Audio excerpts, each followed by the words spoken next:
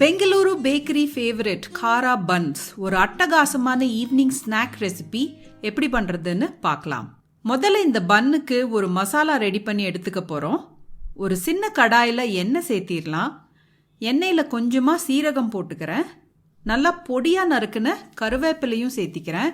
இந்த பன்ஸுக்கு கருவேப்பிலையோட ஃப்ளேவர் ரொம்ப முக்கியம். அதனால நல்லா பொடியா நறுக்கி கருவேப்பிலையை சேர்த்திக்கோங்க. ஒரு 2 டேபிள் ஸ்பூன் அளவுக்கு பொடியா நறுக்கின வெங்காயத்தையும் போட்டு ஒரு வாட்டி நல்லா வணக்கி விட்டுருங்க. இப்போ இதில் கொஞ்சமாக நான் மஞ்சள் தூள் சேர்த்திக்கிறேன். கடைகளில் கிடைக்கிற ட்ரைடு சில்லி ஃப்ளேக்ஸ் அதுவும் கொஞ்சம் போட்டுடலாம். கூடவே நல்லா பொடியாக நறுக்கின பச்சை மிளகாயையும் நான் சேர்த்திக்கிறேன். சேர்த்திட்டு இதெல்லாம் நல்லா ஒரு வாட்டி வணக்கி விட்டுருங்க. ஃபைனலாக கொஞ்சம் நறுக்கின கொத்தமல்லி இலையை சேர்த்தி ஒரு வாட்டி நல்லா வணக்கி விட்டு அடுப்பிலிருந்து இறக்கிடலாம். இந்த மசாலா நல்லா ஆறட்டும். நம்ம மசாலா ஆறிட்டு இருக்கும்போது நம்ம காரா பன்ஸுக்கு தேவையான ஒரு மாவு நம்ம ரெடி பண்ணி எடுத்துக்க போகிறோம். ஒரு பவுலில் 1/2 கப் வெதுவெதுப்பான தண்ணி சேர்த்திக்கோங்க. தண்ணி ரொம்ப சூடாக இருக்கக்கூடாது, வெதுவெதுப்பாக இருந்தால் போதும். சூடாக சேர்த்துனீங்க அப்படின்னா ஈஸ்ட் செத்து போயிடும். ஸோ அளவான சூட்டில் இருக்கிற தண்ணி சேர்த்திக்கோங்க. இப்போ இதில் நம்ம ஈஸ்ட் சேர்த்திக்கலாம். ஈஸ்ட் மட்டும் கடையில் வாங்கிட்டு வந்துட்டு உடனே ஃப்ரீசரில் வச்சிட்டிங்க அப்படின்னா ரொம்ப நாளைக்கு ஒன்றுமே ஆகாது, ஃப்ரெஷ்ஷாக இருக்கும். நான் வாங்குகிற பிராண்டோட ஈஸ்ட்டை நான் லிங்க் கொடுக்குறேன், டெஸ்கிரிப்ஷனில் செக் பண்ணிக்கோங்க. ஈஸ்ட் சேர்த்திட்டு ஒரு ஸ்பூன் சர்க்கரையும் போட்டுடலாம். இதெல்லாம் நல்லா ஒரு ஸ்பூன் வச்சு கலந்து விட்டுருங்க. ரொம்ப சூடாக தண்ணி இருந்துச்சுன்னா ஈஸ்ட் செத்து போயிடும். மறுபடியும் சொல்கிறேங்க, அதனால் கவனமாக தண்ணி மட்டும் அளவு ப்ளஸ் எத்தனை சூட்டில் சேர்த்துறீங்கிறது பார்த்து சேர்த்துங்க. Standard measuring table spoon and teaspoon use பண்ணி இந்த ரெசிபி பண்ணுங்கள். நல்லா கலந்து விட்டுட்டு ஒரு 2-3 நிமிஷம் அப்படியே விட்டுருங்க. இந்த ஈஸ்ட் தண்ணி அப்படியே நுரைக்க ஆரம்பிக்கும். நுரைக்கலை அப்படின்னா ஈஸ்ட் வேலை செய்யலைன்னு அர்த்தம். இன்றைக்கி பார்த்தீங்கன்னா ஒரு 2 நிமிஷத்துலேயே நல்லா நுரைக்க ஆரம்பிச்சிருக்கு. நம்ம ஈஸ்ட் உயிரோடு தான் இருக்கான். ஸோ நம்ம ரெசிபி ப்ரொசீட் பண்ணலாம். இப்போ இதில் ஒரு 1/4 கப் வெதுவெதுப்பான பால் சேர்த்திடலாம். இது காய்ச்சின பால், நல்லா வெதுவெதுப்பாக நான் சேர்த்திக்கிறேன். கொஞ்சமாக எண்ணெய் சேர்த்திக்கலாம். 1/2 ஸ்பூன் சேர்த்துறேன். 1/2 ஸ்பூன் உப்பும் போட்டுக்கிறேன். ரெடி பண்ணி வச்ச காரா மசாலாவையும் இப்போ இதில் சேர்த்திடலாம். இது நல்லா ஆறுனதுக்கு அப்புறமா சேர்த்துங்க, சூடாக சேர்த்திடாதீங்க. சேர்த்திட்டு இதெல்லாம் நல்லா ஒரு வாட்டி மிக்ஸ் பண்ணி விட்டுருங்க. இதில் 1/2 கப் அளவுக்கு மைதா மாவு சேர்த்திக்கிறேன். சேர்த்திட்டு இதெல்லாம் நல்லா பிசைஞ்சு விட்டுக்க போகிறோம்.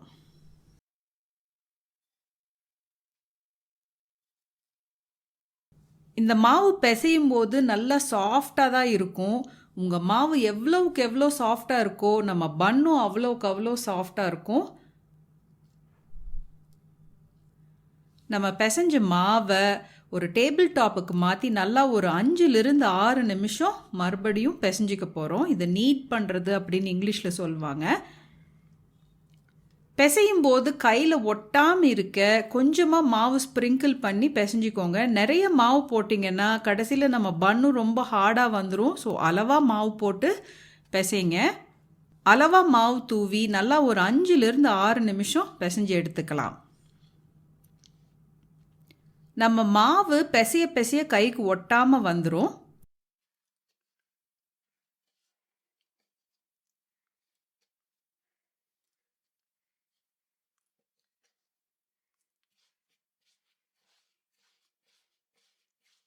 இங்கே ஒரு பவுலில் கொஞ்சம் எண்ணெய் தடவி வச்சுருக்கேன். நம்ம மாவை பவுலில் வச்சிடலாம். மாவுக்கு மேலே ஒரு ஸ்பூன் எண்ணெய் விட்டு நல்லா ஸ்ப்ரெட் பண்ணி விட்டுருங்க. இப்போ இந்த மாவை நல்லா 2 மடங்கு உப்பி வர்ற வரைக்கும் வெயிட் பண்ண போகிறோம். ஒரு 45-60 நிமிஷம் ஆகும். இந்த மாவு அப்படியே டபுள் ஆகணும். ஒரு ஷவர் கேப்போ இல்லை ஒரு மூடியோ போட்டு மூடி வச்சுருங்க. இப்போ பார்த்தீங்கன்னா நம்ம மாவு நல்லா உப்பி வந்திருக்கு. மாவை ஜென்டிலாக அமுத்தி விட்டுருங்க. இந்த உப்புன மாவை நம்ம கட் பண்ணிக்க போகிறோம்.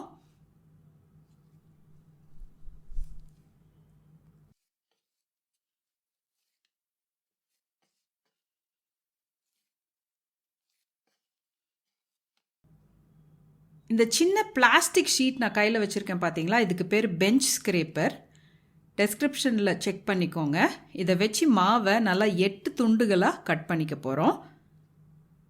கட் பண்ண துண்டுகளை ஒரு ரவுண்ட் பன் வடிவத்துக்கு ரெடி பண்ணி எடுத்துக்க போகிறோம். கொஞ்சமாக மேல் மாவு தூவி நல்லா டைட்டாக ஒரு ரவுண்டாக ரெடி பண்ணி எடுத்துக்க போகிறோம். நான் பண்ணுற மாதிரி மாவுக்கு மேலேயே அமுக்கி அமுக்கி விட்டீங்கன்னா பன் நல்லா ஒரே மாதிரி கிராக்ஸ் இல்லாமல் நல்லா ஒரு ரவுண்ட் வடிவத்துக்கு உங்களுக்கு வந்துடும். நல்லா டைட்டாக ரோல் பண்ணி எடுத்து வச்சுக்கலாம்.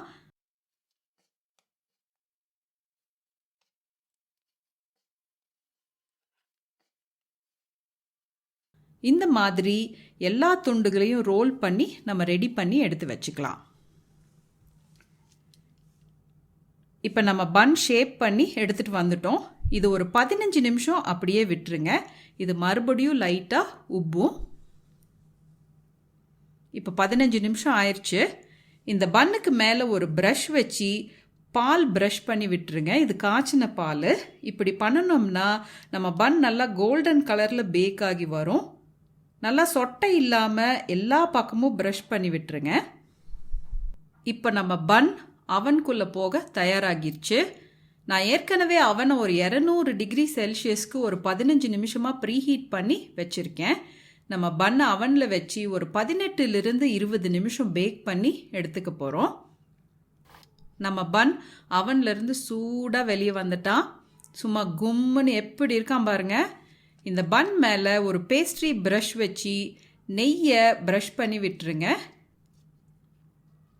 நெய் இல்லைன்னா மெல்டட் பட்டர், இது ரெண்டில் ஏதோ ஒன்று நீங்கள் ப்ரஷ் பண்ணி விடலாம். நெய் நல்லா டேஸ்ட்டாக இருக்கும். அதனால் நான் இன்றைக்கி நெய் சேர்த்துறேன்.